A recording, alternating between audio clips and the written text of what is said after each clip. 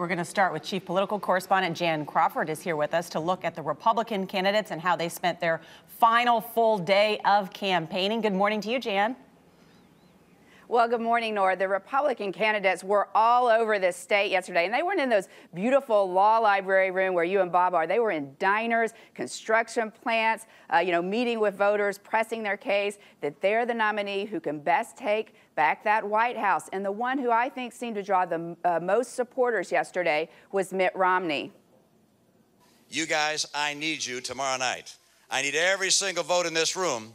Mitt Romney is rolling through the Hawkeye state with the confidence of a frontrunner, focused on his final goal, defeating Barack Obama in the general election. I think this is going to be a campaign that focuses on the policies of the president.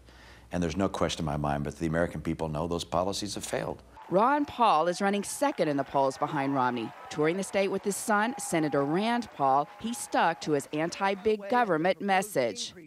What we're talking about are real cuts in the shrinking of the size of the federal government. But going into today's voting, it's Rick Santorum who seems to have the most momentum. He continues to battle for the Christian conservative vote and portrayed himself as the most consistent voice in the race. You know, polls change. Convictions shouldn't. And that's what I bring to the equation. CBS News anchor Scott Pelley talked to Santorum about his chances. Finally, it's often said that there are only 3 tickets out of Iowa, first, second, or third. You going to have one of those tickets? That's the plan. I mean, you know, we're 10 days ago. If you were a reporter, you were asking me the question as to when I'm getting out because I wasn't catching on, and I think we're catching on. But Santorum's rise means more attacks from the other candidates competing with him for the social conservative vote.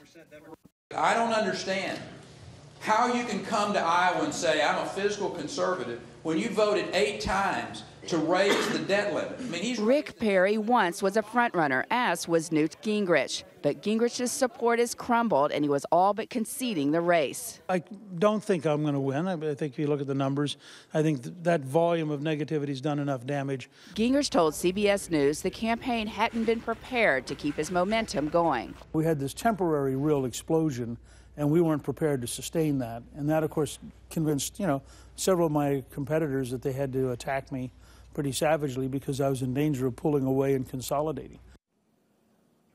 Now, a lot of this, of course, is about expectations. These candidates want voters to believe they can win. So last night, a precinct captain for Newt Gingrich chewed him out and said, what is all this negativity that you're not going to win? You've got to say you are going to win. We're going to come out for you. So by last night, Gingrich was talking a different tune, saying we could pull one of the greatest upsets in the history of the Iowa caucuses. Bob, Nora.